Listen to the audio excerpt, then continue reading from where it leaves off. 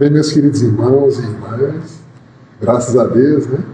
Estamos reunidos aqui para estudarmos um pouquinho mais da doutrina espírita, fechando o nosso aniversário de 8 anos, hoje, né, com a presença do nosso querido amigo e irmão Rinaldo, e amigo das antigas aí, lá no tempo que a gente militava em Recife, e que muita gentileza aceitou o nosso convite e vem representando a Federação Espírita Pernambucana para tratar de um tema muito bonito, porque a Canção da Fé é um dos poemas de Maria Dolores que a gente elencou para esse mês, que ele é relatado no livro Coração e Vida, psicografado por Chico Xavier.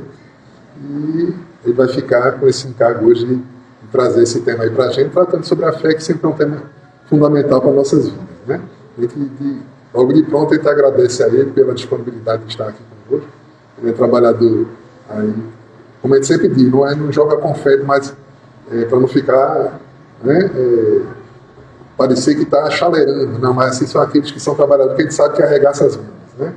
E isso, a gente arregaça as mãos porque precisa, né? Nós somos trabalhadores que precisamos, então, mas vale a pena a gente falar sobre isso, porque o espírita não é aquele que já está pronto, aquele que já está evoluído, que está com tudo realizado, não, é aquele que está na luta, né? Que está se esforçando, está se esforçando por aprender, mas também se esforçando por depurar as suas más inclinações, por ajustar as suas emoções. Então, esse é o desafio do espírito. E esse nosso irmão, que a gente conhece bem, a gente sabe que ele está nessa batalha, assim como também estamos tentando. Pois bem, então, hoje ele vai tratar esse tema. Antes de passar para ele, vamos fazer um rápido comentáriozinho aqui, uma leiturinha, e logo ele passa a palavra para ele, tá? Nossa irmã Mari está por ali também, já, seja bem-vindo, nossa querida Mari, lá da Casa Chico Xavier. Prazer recebê-la. Né? Vamos ler aqui um trechinho do livro Agenda Cristã, de André Luiz, psicografado por Chico, tá? A gente abriu aqui aleatoriamente e caiu essa mensagem aqui, muito boa, oportuna, até encaixa no que a gente vinha conversando. Respostas à pressa. Evite a impaciência. Você já viveu séculos incontáveis e está diante de milênios sem fim. Guarde a calma, fuja, porém, a ociosidade, como quem reconhece o decisivo valor do minuto. Semeie o amor, pense no devotamento daquele que nos ama desde o princípio. Guarde o equilíbrio. Paixões e desejos desenfreados são forças de arrastamento na criação divina. Cultive a confiança. O sol reaparecerá amanhã no horizonte e a paisagem será diferente. Intensifique o próprio esforço. Sua vida será o que você fizer dela. Estime a solidariedade. Você não poderá viver sem os outros, embora na maioria dos casos possam os outros viver sem você. Experimente a solidão de quando em quando. Jesus esteve sozinho nos momentos cruciais de sua passagem pela terra. Dê movimento construtivo às suas horas. Não converta, no entanto, a existência numa torre de Babel.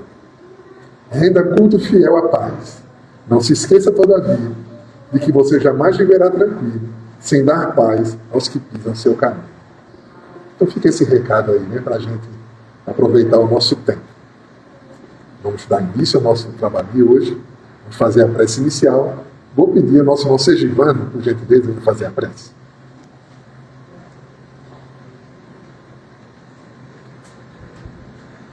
Boa tarde. Queridos irmãos, quem se sentir à vontade, feche os olhos, eleve seus pensamentos ao Criador, abram o vosso coração para que a palavra do nosso Senhor Jesus possa penetrar cada vez mais profundo na nossa alma. Senhor Jesus, nós te agradecemos por mais uma tarde, por mais um momento de oração. Te pedimos e te agradecemos sempre por cada conquista, por tudo que nos tem dado. Às vezes não sabemos o quão maravilhoso tu és e não agradecemos tanto daquilo que tu nos dá. Então, mais uma vez, nós te agradecemos, pedimos ao nosso irmão que hoje vem palestrar, trazer a mensagem para nós, que seja abençoado e que a espiritualidade do bem esteja sempre com ele, conosco, e que cada vez mais possamos, na medida do possível e no esforço, evoluirmos cada vez mais, e que assim seja. Então, meus irmãos, com a palavra, nosso querido amigo Rinaldo Cândido, com o tema Canção da Fé.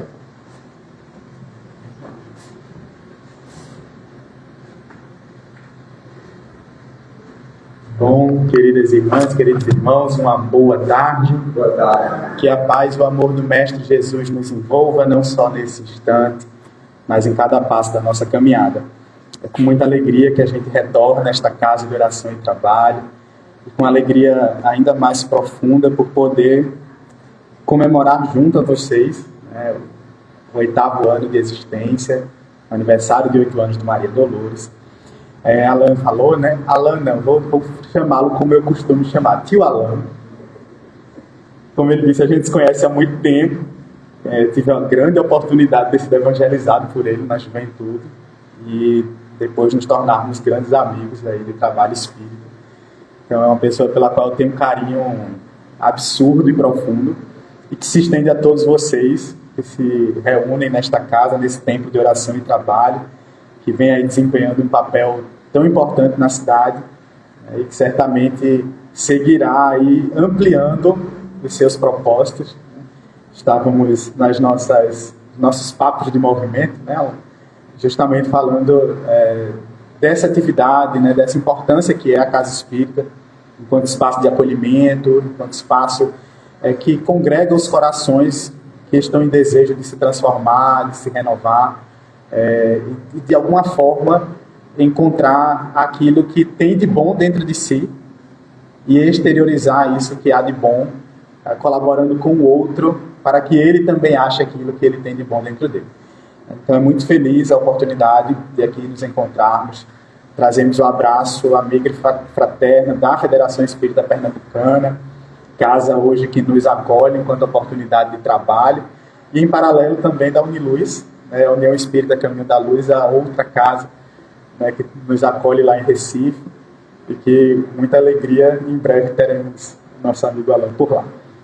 Mas bom, estamos aí, né, nesta sequência de temáticas, nesse guarda-chuva de reflexões que a Amélia Rodrigues também nos traz na perspectiva da vivência do Evangelho, mas que Maria Dolores coloca numa perspectiva poética.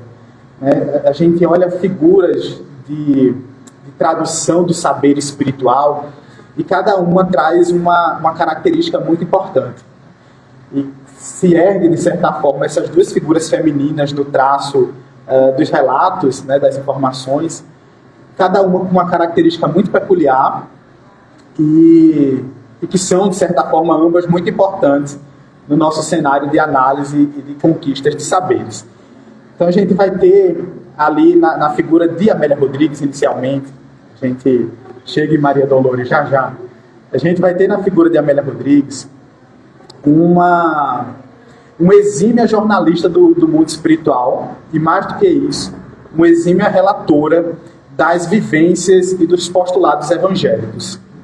Para quem não conhece, Amélia Rodrigues, ela é um espírito que, através, de forma majoritária, da psicografia do Divaldo, ela vai trazer as informações dos bastidores, como assim costumamos dizer no movimento espírita, das passagens evangélicas. Né? Informações que a gente não encontra na Bíblia, que a gente não vai ver lá no Novo Testamento, a Amélia Rodrigues consegue trazer para a gente.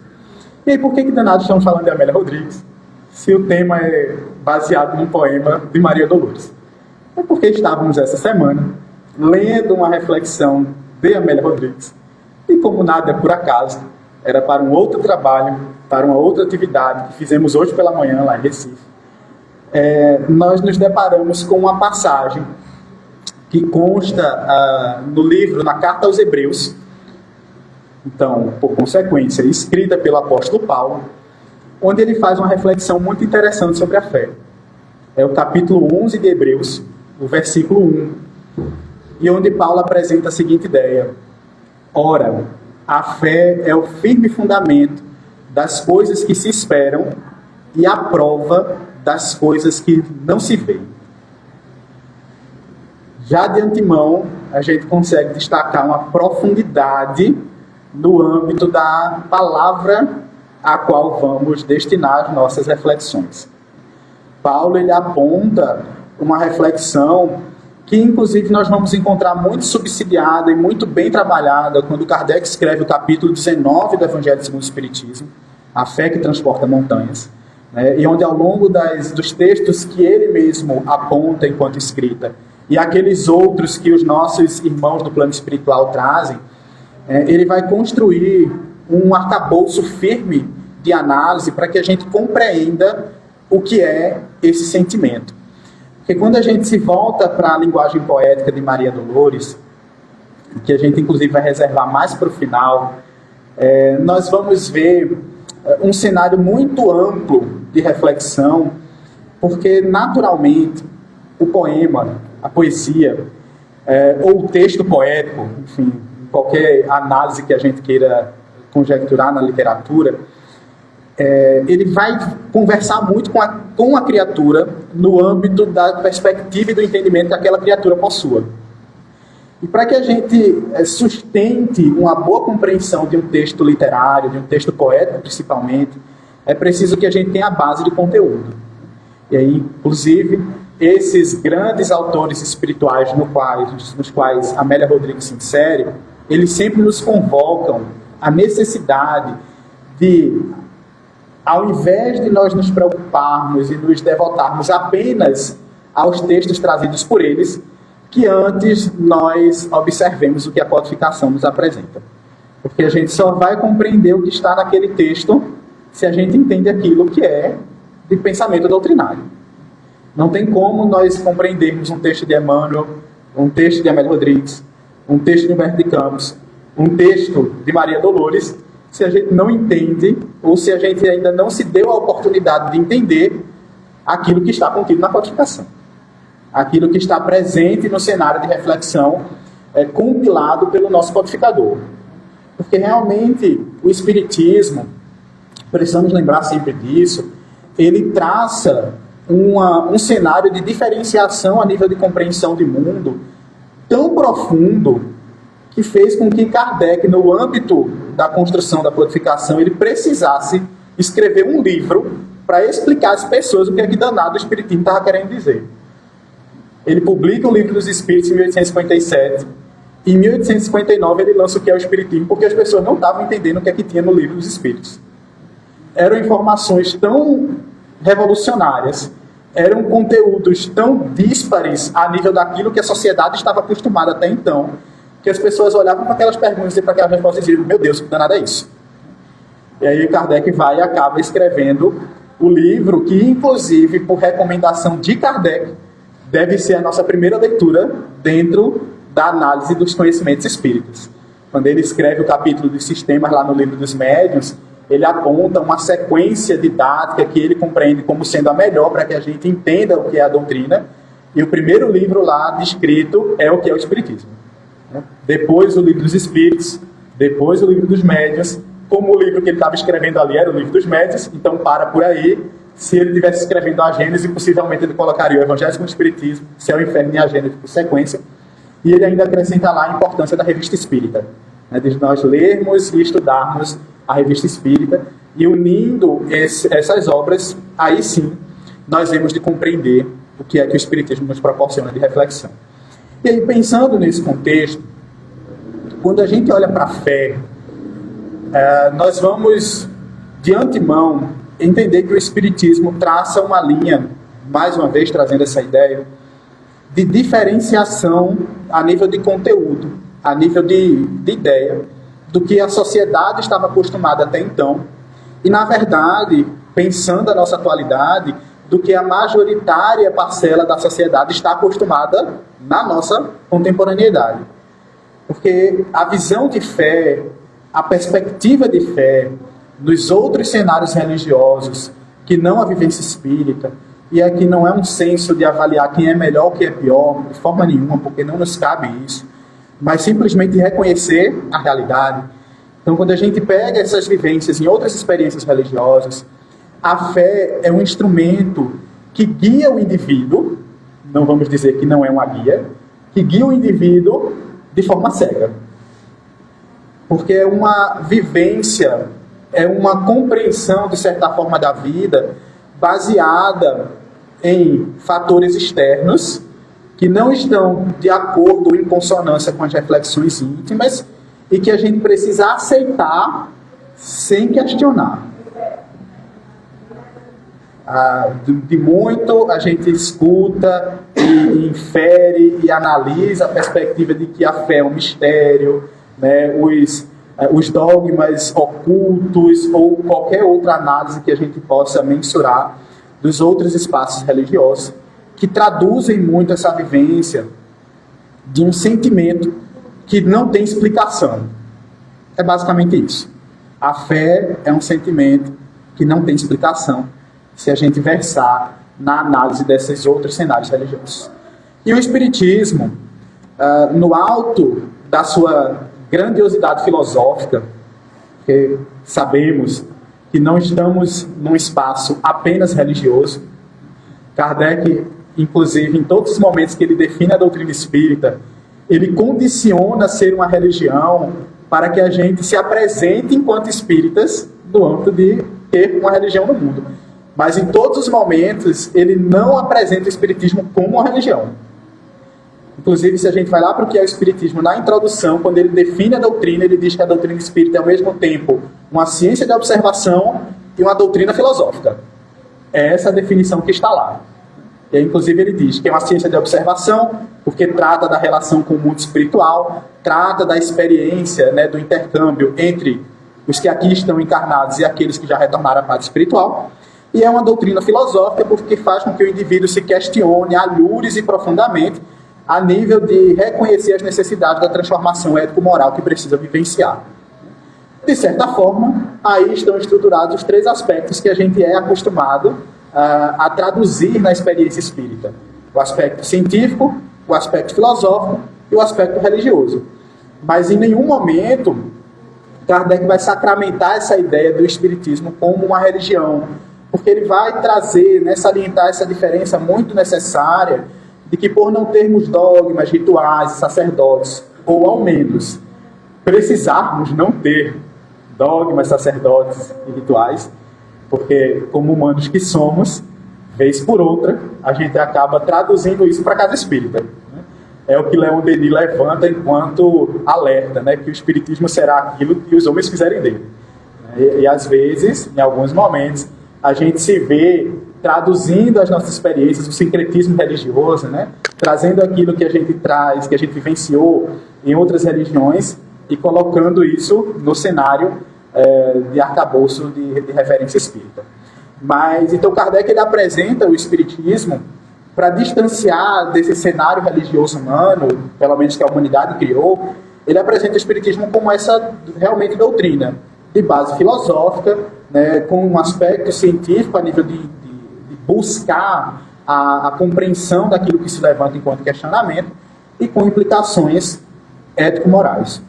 E aí isso faz com que tudo que se reflita dentro do cenário espírita, absolutamente tudo, precise ganhar um corpo de reflexão profunda, de questionamento profundo, o que não significa negação, porque Kardec também salienta que questionar não é negar.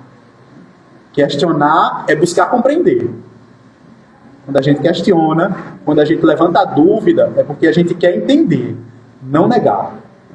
Aquele que nega, ele não busca conhecimento. Porque ele nega, se sente satisfeito por estar negando e acaba por ali. O que levanta a dúvida, esse sim.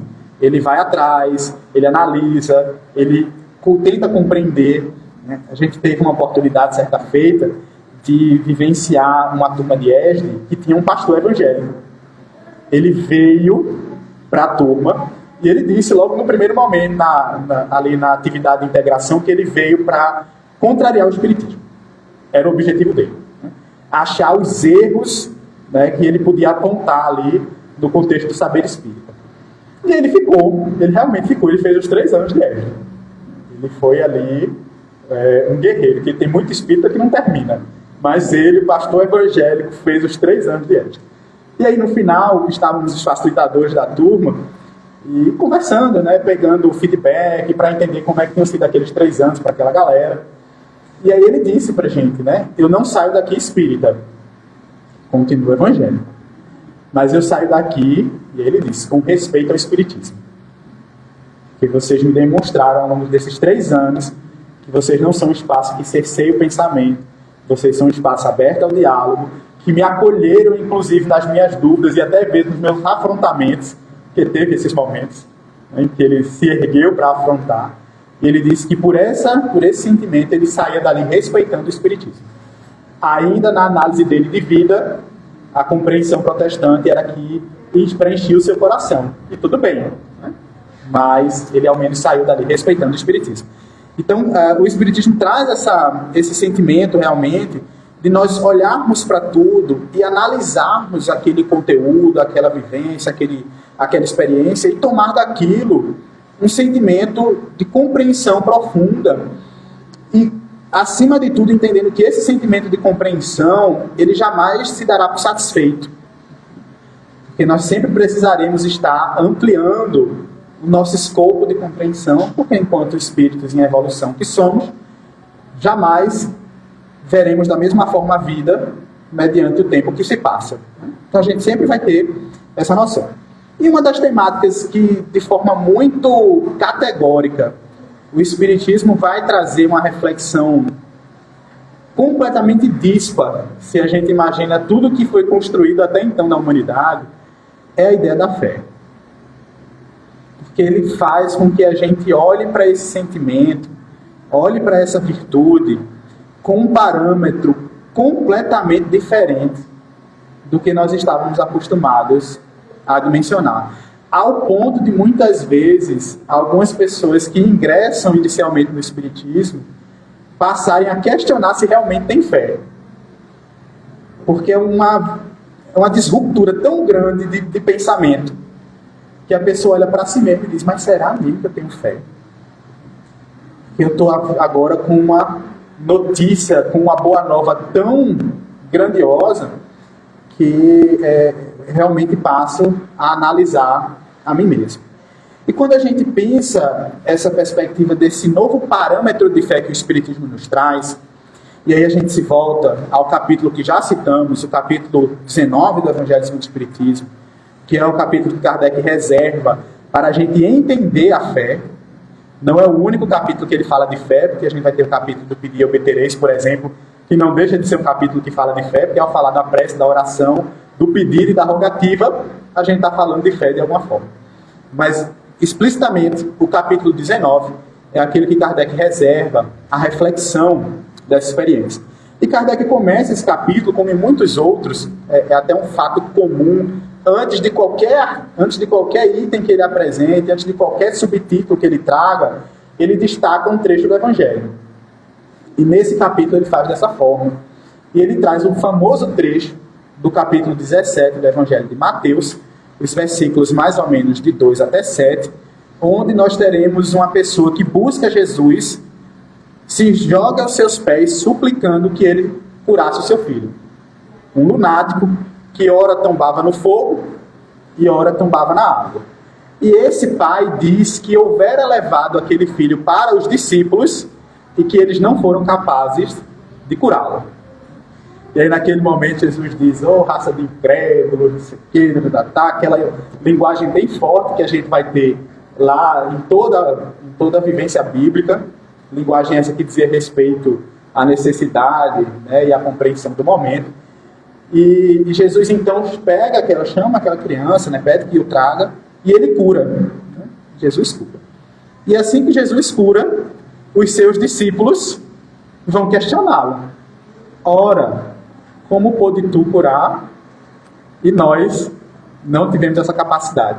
Às vezes eu paro para pensar, as pessoas que estavam no entorno de Jesus, elas se achavam demais, porque faziam os questionamentos para o Cristo, numa medida de se colocar num patamar de como é que pode você curar e a gente não, né? E aí então eles questionam a Jesus do porquê eles não terem conseguido curar. E aí Jesus coloca que faltava neles algo, faltava um sentimento de certeza que eles não tinham.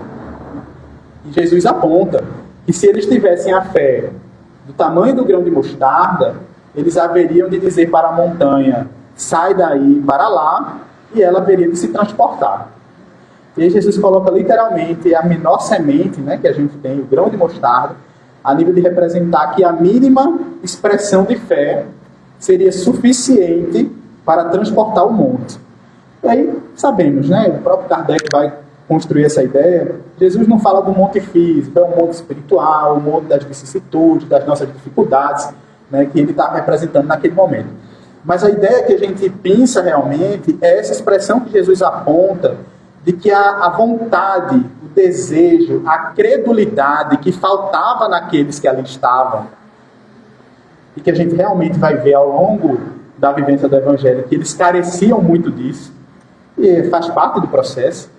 A gente vai se formando, se estruturando mediante as experiências da vida, elas que nos fazem fortes, elas que nos fazem crescer.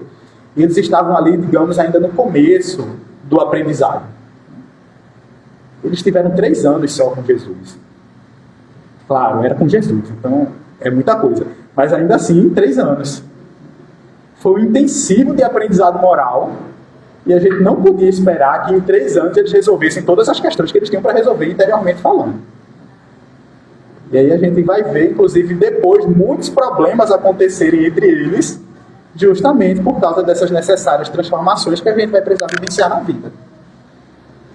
Mas Jesus aponta ali naquele momento que havia uma necessidade primordial. Eles precisavam acreditar. Faltava neles a certeza. E aí a gente se volta para Emmanuel. Na questão 354 da obra O Consolador, pergunta a Emmanuel se ele pode definir fé. A pergunta é literalmente essa: poder-se-á definir fé? E aí Emmanuel faz um comentário bem longo, mas em meio a esse comentário ele diz o seguinte: alcançar a condição de ter fé é sair do estágio de dizer eu creio para assumir a condição de dizer eu sei. É uma diferença significativa. Sair da condição de dizer eu creio para assumir a perspectiva de dizer que sabe. E aí, quando a gente se volta lá para aqueles discípulos, naquele momento, eles estavam na condição de crer. Naquele instante, eles tinham a crença. Faltava a possibilidade de dizer que sabiam. Que é isso, só a experiência da vida que dá. E aí Kardec, pegando esse trecho do Evangelho, ele vai construir um capítulo a nível de tentar realmente condicionar as nossas mentes a uma compreensão dessa fé, para que ao menos a gente consiga, porque tudo aquilo que é trazido de forma didática acaba se traduzindo numa possibilidade de direcionamento mais efetivo. Enquanto seres racionais que somos, a gente gosta de um didatismo. O ser humano, o arcabouço cerebral humano, ele gosta de mapa. De dizer, você vira à esquerda, vira à direita, você chega no lugar. Isso é fruto da nossa necessidade mesmo contemporânea. Então Kardec ele constrói um capítulo a nível de realmente tentar construir um mapa para que a gente compreendesse o que é a vivência da fé. E quando a gente olha para esse capítulo, de forma muito superficial, claro, a gente consegue elencar que Kardec ele apresenta uma fé em 3 aspectos. Ele apresenta uma fé que é associada à crença, ele apresenta uma fé que é associada à confiança, e ele apresenta uma fé que é associada à coragem. A fé que é associada à crença é aquela fé que de alguma forma se sustenta pelos dogmas. Porque apesar de nós dizermos que o Espiritismo não tem dogmas, se a gente for bem transparente conosco mesmo, nós temos dogmas. O que nós não temos são aqueles que são chamados de dogmas da fé. Dogmas que não podem ser questionados, dogmas que não podem ser analisados, dogmas que não podem ser interpretados. Isso realmente o Espiritismo não tem. Mas o Espiritismo tem sim aqueles que a gente condiciona e analisa como sendo dogmas de verdade. A existência de Deus, a existência da alma, a imortalidade da mesma, a reencarnação, a mediunidade. Isso tudo são dogmas. São fatores que a gente reconhece enquanto verdade. Então não deixam de ser dogmas. Agora há uma diferença crucial no processo. E é justamente essa reflexão que Kardec vai elencando quando ele traz essa interpretação da fé como crença. É que o Espiritismo, ao invés de acolher qualquer fala e tomar isso como um dogma, ele busca refletir tudo aquilo que está ao seu redor para testificar se aquilo é verdade ou não. É a fé raciocinada. Fé esta que, como o próprio codificador diz, se vale, se sustenta por poder encarar a razão face a face em qualquer época da humanidade. E aí muitas pessoas acham que Kardec estava querendo dizer nesse momento que a fé raciocinada é aquela que vai estar em embates filosóficos, discutindo. Não, não é esse o sentimento que Kardec apresenta. Mas sim de que vai ser a fé que, por estar subsidiada por uma compreensão profunda da vida, ela não treme frente aos questionamentos que lhe sejam impostos. Não é ela que vai questionar, mas quando questionada, ela não vacila. É essa a perspectiva. E aí, então, ele ergue essa compreensão da crença enquanto uma necessidade da vida, porque faz parte. Nós precisamos acreditar em algo. Sem crença, a gente não vai para lugar nenhum. Sem sentimento de crença, a gente não se move. E a crença em Deus, a crença na imortalidade da alma, inclusive, que nos faz estar aqui nessa tarde. É o sentimento de que isso é uma verdade que faz com que a gente se desloque do nosso recinto doméstico para o Maria Dolores numa tarde de domingo. Então é algo que faz parte da vida e que a gente não pode ver com maus olhos. Agora sim, nós precisamos compreender que essa crença, ela precisa ter uma estrutura. Propositalmente, Alan, eu gosto muito de dar aula sobre Deus no ESD. Adoro. Sempre que tem oportunidade, que eu pego a turma que está iniciando, já tem muito tempo, inclusive, que eu não tenho essa oportunidade, a última foi antes da pandemia, eu pego a turma que está no primeiro ano, eu sempre digo, me deixa dar aula de Deus. E aí, costuma acontecer sempre, terminar essa aula, as pessoas ficarem me ligando durante a madrugada, dizendo que não sabem se acreditam em Deus ou não. E aí eu sempre digo a mesma fala, digo, então eu cumpri meu objetivo. Porque se você está duvidando se acredita ou não, é porque a sua crença não era firme. Ela era vacilante. E aí a gente pensa na engenharia. Se a gente tem um prédio que está se erguendo, ele tem projeto para 10 andares, mas no terceiro chegou um engenheiro novo, recalculou o projeto e viu que o cálculo inicial estava errado. O que é que vale mais? Continuar construindo os 7 andares e pôr em risco perder os 10, ou derrubar os 3 e começar tudo de novo? Vale mais já começar. Porque aí agora, em base dos cálculos certos, o fundamento vai ser firme. E aí aquele prédio ali vai durar anos e anos por fim. E é isso que essa fé raciocinada proporciona na gente. Faz com que muitas vezes a gente derrube os pilares que a gente começou a edificar, mas que eram pilares muito frouxos, muito vacilantes, para que a gente passe a consolidar pilares sustentados realmente, que hão de servir de guarida para a nossa vida. Esse é o estabelecimento da crença de Kardec elenca enquanto fé. Logo em seguida, isso está entremeado, na verdade, no capítulo, mas se a gente pensa em uma linearidade, logo em seguida ele apresenta para a gente a fé enquanto confiança. Aquele sentimento que nos faz ter certeza de que algo de melhor vai acontecer. Só que, aqui o grande parênteses, nos faz ter certeza de que algo vai acontecer, mas nos cobra a necessidade de estarmos em movimento. Porque não há como pensarmos numa fé, já diria Tiago na sua carta, a fé sem obras, ela é morta. Ela é morta. Se eu apenas acredito, mesmo que essa minha crença esteja sustentada, esteja refletida, esteja com base racional, se ela não está posta em movimento, ela não vale muita coisa. Ela não vale muita coisa. Então a gente olha para essa confiança entendendo que sim, existe todo um cenário muito mais amplo do que a gente pode observar. Até a gente vai ver isso muito próximo quando os espíritos respondem uma pergunta.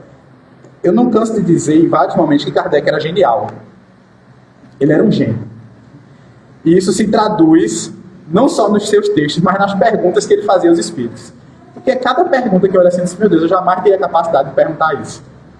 E aí, em meio aos questionamentos que ele faz, na questão 918, ele pergunta aos espíritos quais os indícios que podem comprovar que o homem está se colocando de forma efetiva na elevação que há de fazê-lo ascender na hierarquia espírita. Em outras palavras, Kardec está perguntando, o que é que prova que a gente está evoluindo? Aí os espíritos respondem a Kardec que o homem prova a sua evolução. Aí eles levantam dois aspectos. Quando os seus atos estão em consonância plena com as leis divinas, e quando, que era o aspecto que a gente queria trazer, de forma antecipada ele compreende a vida futura. Essa visão, esse olhar, essa amplitude de vistas que o próprio codificador salienta quando ele escreve o último capítulo da Gênesis, que nos dá a condição de olhar para frente, e por olhar para frente, nós reconhecemos a potencialidade do espírito imortal que somos, nós reconhecemos as venturas que hemos de vivenciar um dia, e aí confiar. Quando Lázaro escreve o item 8 do capítulo 9 do Evangelho segundo o Espiritismo, que é os brandos e pacíficos, o item específico da obediência e da resignação, ele aponta para a gente que essas duas palavras, elas têm uma associação muito profunda com a nossa relação, não só com Deus, mas com tudo aquilo que nos envolve, e ele traduz isso dizendo para a gente que ser obediente, a obediência é consentir com a razão, enquanto a resignação é o processo de consentimento com o coração.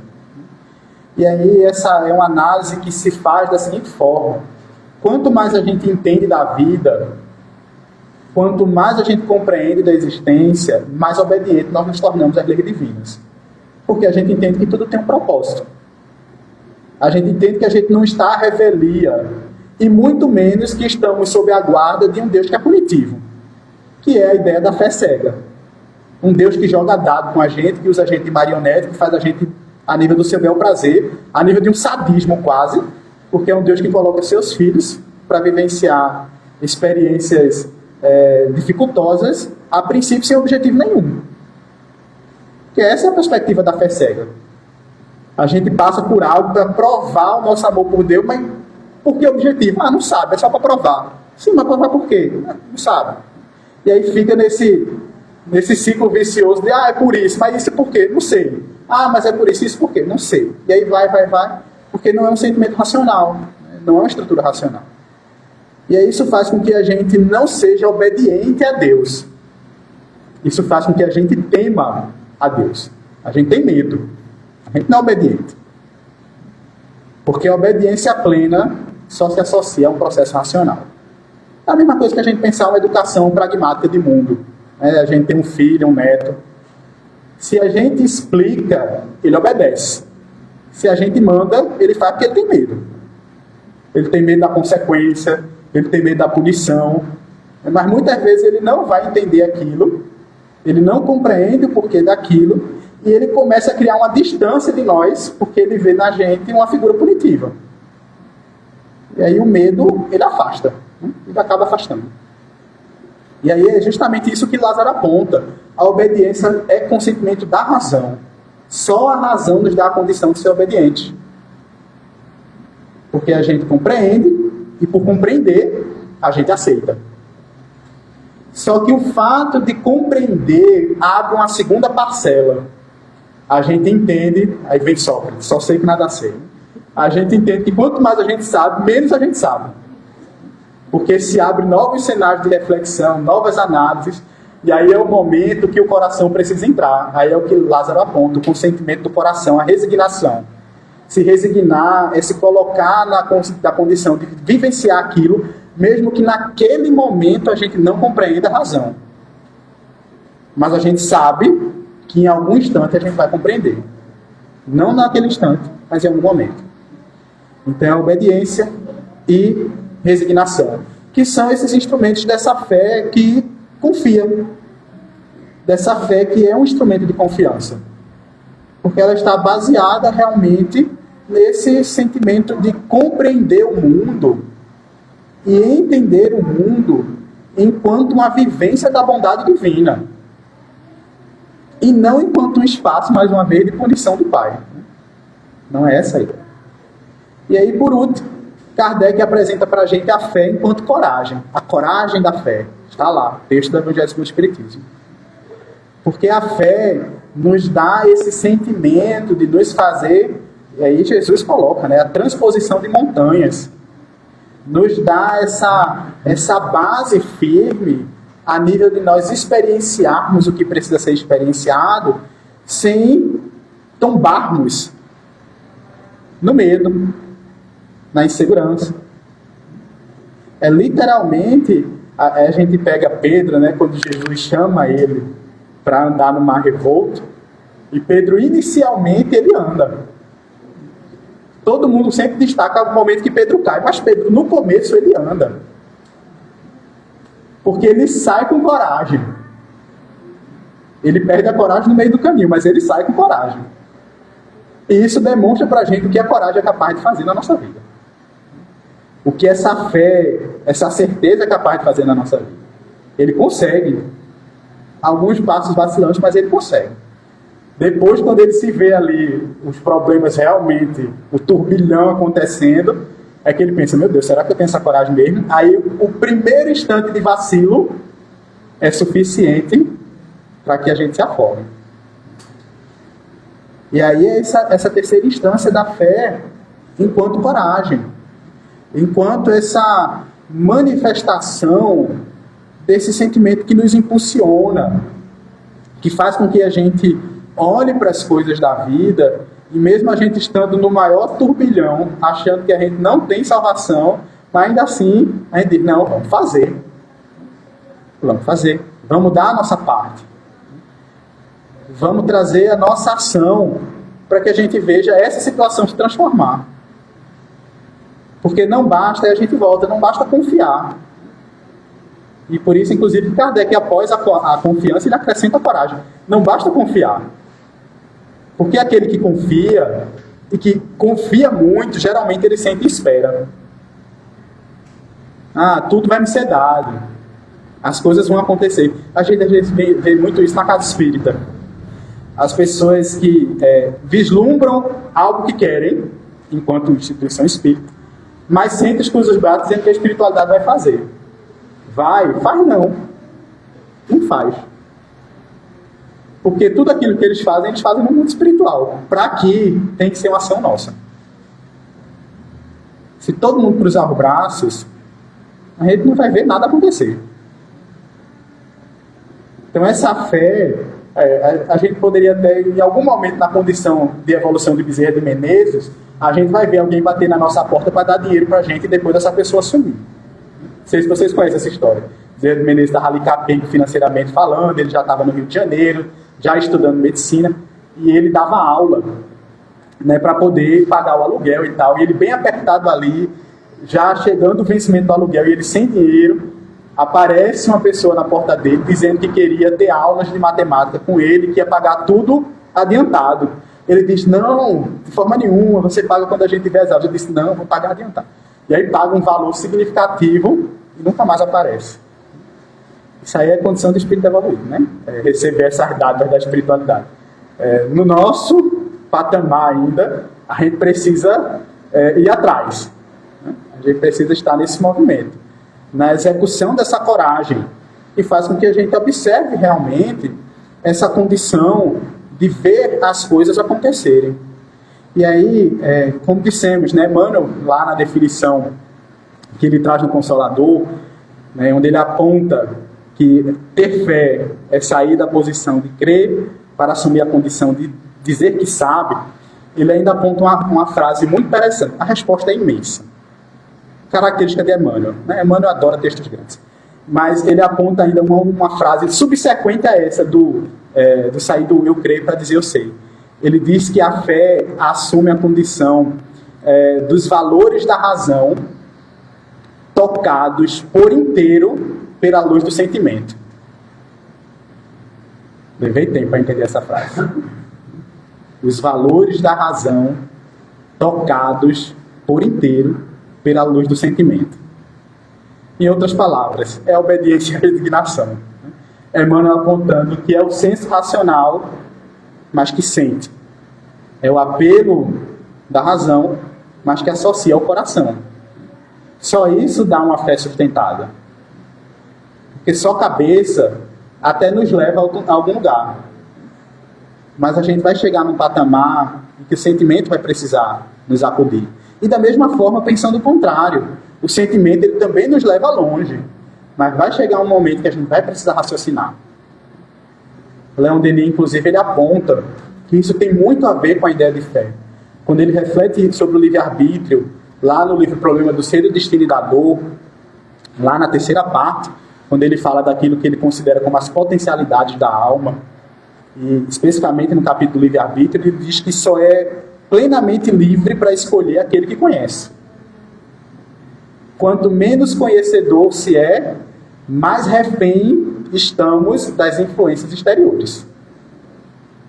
E, por consequência, menos de posse estamos das nossas próprias escolhas. Isso até tem uma consequência muito imediata de quando a gente pega uma questão que é muito famosa lá no Livro dos Espíritos, mas pouquíssimo bem compreendida, que é a questão 490, quando Kardec pergunta, né, se os espíritos influenciam nos nossos atos e pensamentos, e a espiritualidade responde para ele que muito mais do que a gente imagina, de ordinário eles que nos dirigem. Aí muita gente acha que a gente é marionete dos espíritos, que a gente está à mercê total dos espíritos. Até estamos, se a gente não tiver de posse de nós mesmos. Aí é o alerta. Quanto menos nós somos senhores de si, mais refém nós estamos do outro. Isso é uma lógica muito simples de se fazer, porque ela se opera até na vivência material. Quantas pessoas não entram em problemáticas por influência externa? Não era nem um desejo íntimo, mas ela estava tão fragilizada na instância, ela estava tão perdida naquele momento, que ela se dispõe àquilo que o outro a condiciona a fazer. Agora, claro, ela vai ter responsabilidade no processo, porque em último momento a ação é dela, mas vai ter todo esse processo de influência que não diz respeito à sua vontade inicial. É o que Leon Denis aponta. Só é livre para escolher aquele que conhece. E isso, como dissemos, tem algo de muito fundamento quando a gente pensa na fé, porque em pensar a fé enquanto uma atitude, enquanto uma escolha, de certa forma, nós precisamos escolher ter fé. Tudo na vida é uma escolha. Absolutamente tudo na vida é uma escolha. Tem uma passagem, ela é bem conhecida no meio protestante, que é uma passagem do profeta Josué, que ele coloca, né, independente daquilo que o outro faça, eu e minha casa, porém, serviremos ao Senhor. Acho que vocês já devem ter escutado essa frase, né? Ele testifica ali a perspectiva da escolha, da vontade do indivíduo. A gente pode estar onde a gente esteja. Se a gente decide fazer, a gente vai e faz. E aí, pensando a fé, ela também se traduz enquanto esse sentimento de escolha. Porque nós seremos convidados na caminhada da vida a tecer, né, experiências, pensamentos, ações que vão poder versar em qualquer campo. Vai depender daquilo que a gente queira fazer. Às vezes a gente vê, por exemplo, nós estávamos conversando com um amigo lá de movimento espírita, lá em Recife, porque Recife é conhecida por ter muitas casas que são dissensões, mas muitas, não é poucas não. Na mesma rua tem 4, 5 casas, assim, menos de 300 metros, porque brigando assim, briga feia. Aí o pessoal vai, funda do centro, funda do centro, funda do centro, e por aí vai, né? E aí conversávamos com um colega do movimento espírita sobre, inclusive, uma situação que a gente teve uma proximidade, né? A gente estava ali perto quando aconteceu, e aí a gente dizendo o quanto faltou vontade, né, dos indivíduos que saíram de reconhecer naquele momento que era melhor dar um passo atrás do que dar 2 à frente e cair no precipício. Não que eles tenham caído no precipício na perspectiva de algo ruim, não é essa a ideia. Mas no âmbito de terem vivenciado uma expressão de atitude que, de certa forma, não condiz muito com a postura de um verdadeiro cristão. Porque o verdadeiro cristão, ele vai saber reconhecer que ele quase nunca vai estar certo. Não é nem que a gente às vezes vai estar errado, não. É quase nunca nós estaremos certos no nosso estágio atual.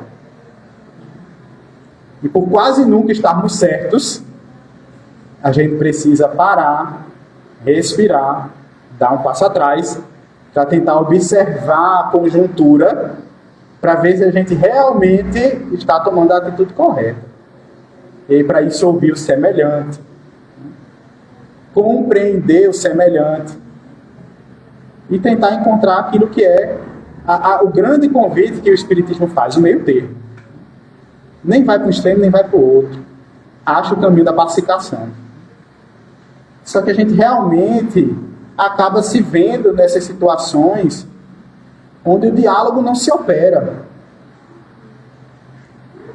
E existe um exemplo muito categórico nesse sentido, lá no próprio Evangelho, que é a questão da circuncisão. A grande queixa que Paulo tinha acerca de alguns imperativos que alguns dos discípulos guardavam na mente, especialmente Tiago. Tiago, ele acreditava que todo mundo que se tornasse adepto do cristianismo precisava se fazer a circuncisão, que era uma tradição judaica, que vinha do escopo da tradição judaica.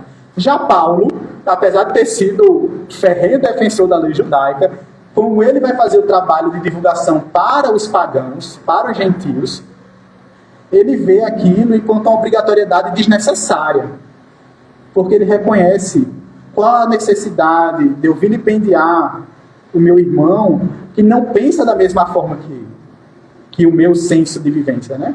E aí, inclusive, tem uma batalha muito famosa que eles se encontram na Casa do Caminho, Tiago e Paulo discutindo e Pedro no meio. Porque Pedro é da liderança, e aí Tiago questiona Pedro, Paulo questiona Pedro, e aí Pedro, qual atitude tomar? E Pedro encontra, mediante a inspiração que lhe é dada pelo próprio Jesus, o caminho da pacificação. Vamos sentar e dialogar? Vamos entender os pontos? Vamos analisar as questões? Porque, de certa forma, estavam os dois falando sentimentos verdadeiros, não eram falsos, mas que precisavam ser equalizados. Porque uma verdade, no nosso estágio atual, ainda não é absoluta. Não existe verdade absoluta. A única questão, na verdade, que a gente pode considerar enquanto verdade absoluta é o senso moral. Amor. Ponto. O resto é tudo relativo. E como a gente está evoluindo, as coisas mudam. Como a gente está se transformando, as ideias vão mudar. Eu estava conversando com o Zé Gomes ontem, ele estava dando um curso de passe lá na federação, e a gente trocou ideia também depois. A gente vai ver, por exemplo, a teoria do passe, lá na década de 20, que os nossos colegas usaram, que os trabalhadores da federação utilizaram, que os presidentes da federação utilizaram, são técnicas que hoje a gente já olha com um olhar diferente. Porque eram livros que vinham do esoterismo, não eram livros espíritas. Eram manuais que vinham das práticas esotéricas. Os primeiros livros de passe que o movimento espírita se utilizou, lá na década de 10 e de 20, eram literalmente livros esotéricos.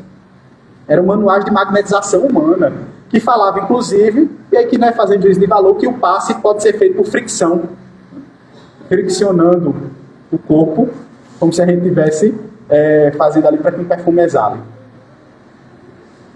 Com o tempo, o próprio espiritismo, o próprio movimento espírita foi se debruçando sobre essa temática, a nível de construir uma compreensão que seja nossa, baseado na ideia de fluido, transmissão do pensamento, força de vontade, e por aí vai, que é aquilo que hoje subsidia o nosso trabalho. Então vejam, algo que a gente poderia imaginar foi sempre assim? Não, não foi. Houve um processo de transformação. E vai mudar? Vai. Vai mudar muito ainda. Hoje a gente movimenta. Amanhã a gente sabe que muito provavelmente os movimentos vão cair em desuso. E quanto mais evoluídos somos, mais senhores seremos do nosso pensamento. E aí nós vamos tirando essas necessidades dos parâmetros materiais. Claro, não é que isso seja ruim, não é essa a ideia. Mas é realmente condicionar o pensamento do que a gente pode fazer com a nossa mente, independente das mãos. Então isso vai, em algum momento a gente vai chegar nesse ponto. Sabe quantos séculos a gente vai levar, mas em algum momento a gente chega lá. Então é essa relatividade que a gente aponta. esse momento de observar as coisas com perspectivas diferentes. E isso, mais uma vez, tem algo que se estrutura de forma muito profunda com a fé. Porque este é dos sentimentos que mais ganha com o tempo. Porque quanto mais maduros nós somos, mais firme a nossa fé se torna. É das virtudes que mais ganha com o tempo. Porque quando a gente aprende, a gente vivencia, a gente troca, a gente interpela, a gente analisa e por aí vai, nós vamos consolidando essa perspectiva de compreender que a fé, para além de tudo, ela é um convite para que a gente esteja em ação na vida. E é justamente isso que Maria Dolores aponta na Canção da Fé. Ela traz uma ideia, e a gente vai ler para quem não conhece todo o poema, mas ela aponta uma ideia muito interessante, de que se eventualmente os nossos ouvidos não escutam, se os nossos olhos ainda não foram convidados a ver, é porque talvez a nossa fé ainda não esteja em ação. Ela coloca ali o sentimento de que realmente nós só veremos fé na nossa vida quando a vida nos pedir a vivência da fé. Enquanto isso não tiver acontecido, provavelmente é porque a gente ainda não vivenciou a fé de forma verdadeira.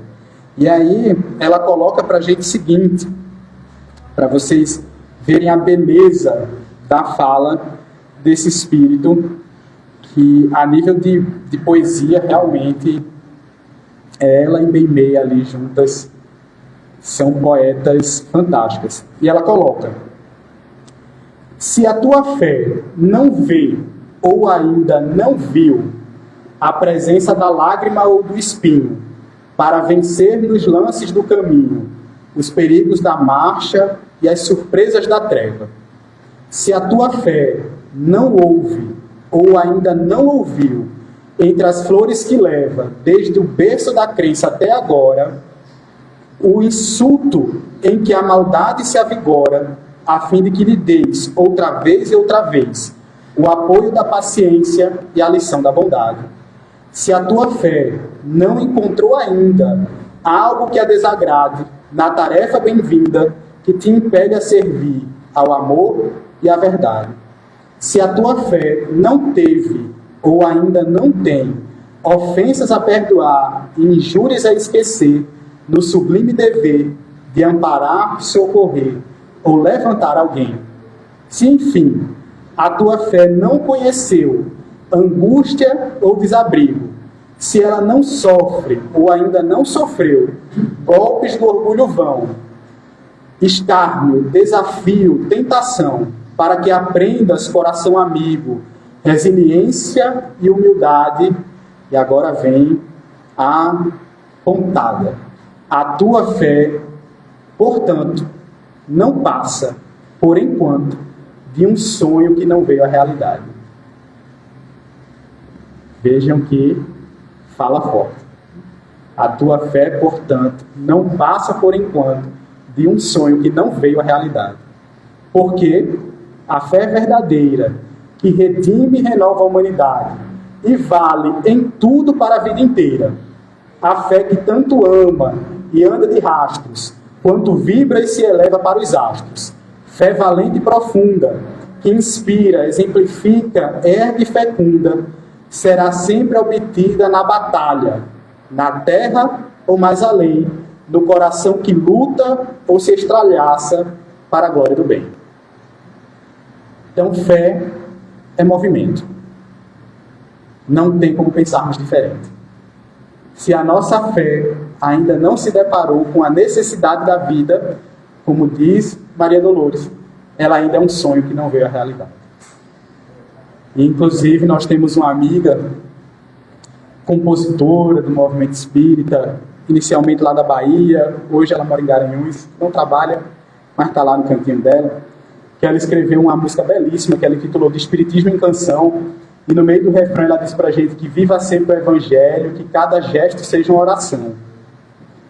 Essa frase meio que sintetiza esse pensamento, Porque nos nossos atos é que nós precisamos ver a instância de fé.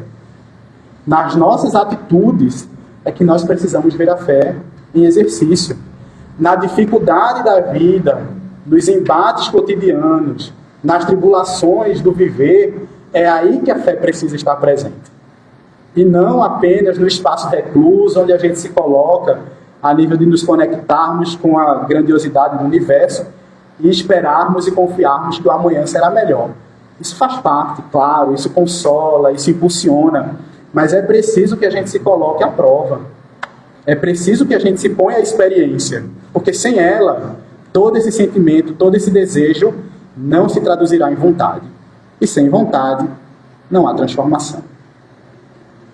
Esse é o convite que se faz, na verdade, pensando todas as virtudes que se elencam enquanto corolário do indivíduo, né, enquanto ápice da perspectiva evolutiva do ser, e que, de certa forma, não podemos deixar de reconhecer que é uma proposta desafiadora.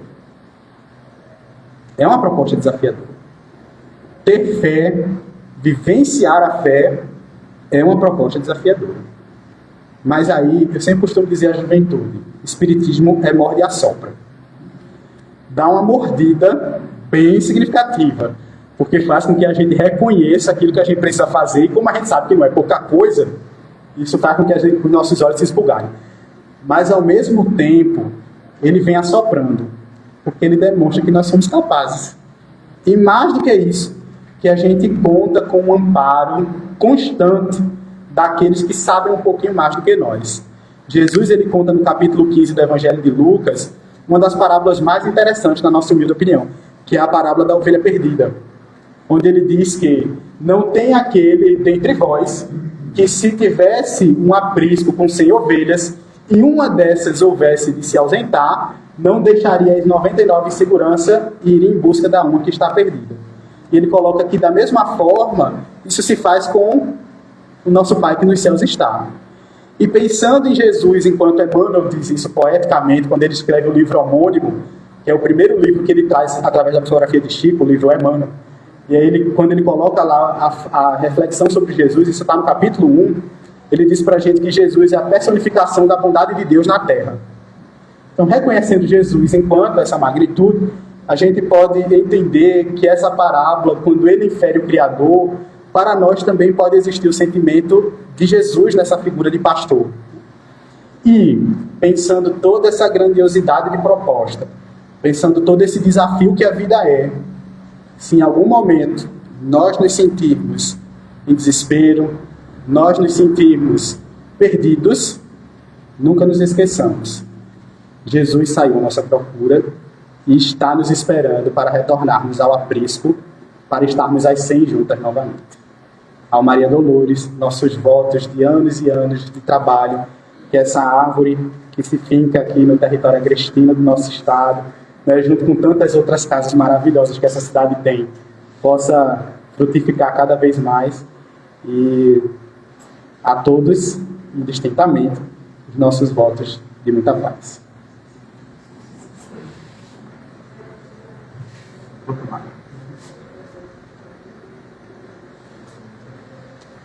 Muito bem, meus irmãos. Então, após essa bela reflexão sobre a fé, eu gostaria de agradecer ao nosso irmão Reinaldo, dele que leve o nosso abraço para toda a equipe lá da federação, pessoal muito dedicado.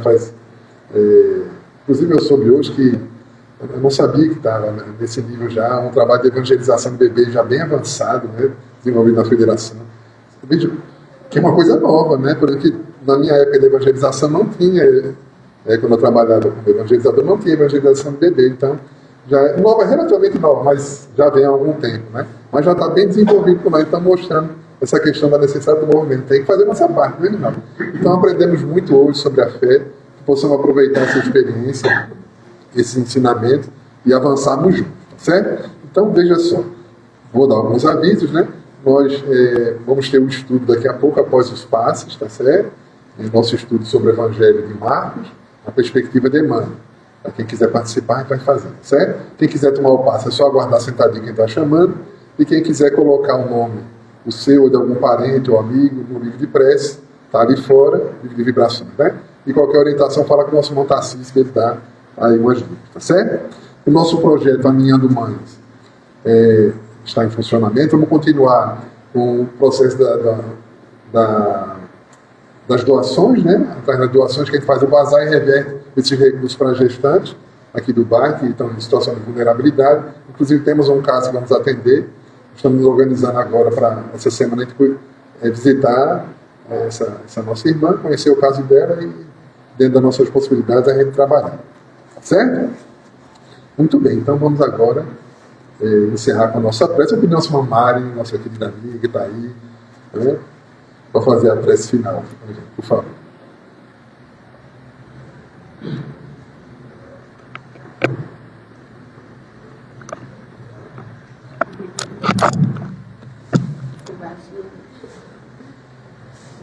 Que possamos serenar nossas mentes, nossos corações, com certeza nutridos dessa palavra que conforta, que liberta, pedindo a Ti, Senhor Jesus, que possas estar sempre conosco, que possas ser buscado por cada um aqui presente todos os dias, para que este Evangelho, para que esta palavra nos ajude a enfrentar os desafios que nos apresentam, para que com esse sentimento, com essa fé, que por vezes cambaleia, ela possa ser fortificada, ela possa ser frutificada. Essa sementinha, esse sentimento inato, possa ser frutificado aos poucos, dando passos cada vez mais firmes nessa longa estrada de espírito imortais que somos. Que possamos voltar para casa, para os nossos lares, com esse desejo de ser melhor e de aprender cada vez mais. Que a Tua paz, que a Tua luz, Senhor Jesus, estejam sempre conosco. Que assim seja. Então, meus queridos irmãos, agradecendo a presença de todos, inclusive os que estão nos acompanhando aqui pelo Instagram, desejando muita paz, que possamos voltar para o nosso lar, para os nossos companheiros e companheiras, para vivermos a nossa fé juntos.